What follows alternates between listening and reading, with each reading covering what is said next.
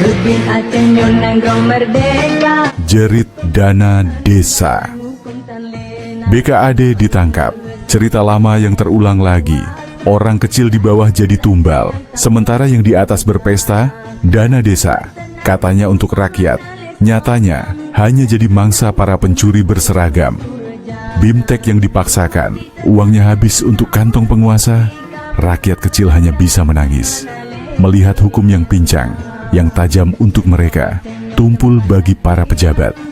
Ini bukan rahasia umum, bukan hanya di Bireun, tapi di seluruh Aceh. Anggaran desa menjadi rebutan, bukan untuk rakyat, tapi untuk kepentingan pribadi. Wahai pemimpin Aceh, sadarlah, jangan biarkan ini terus terjadi.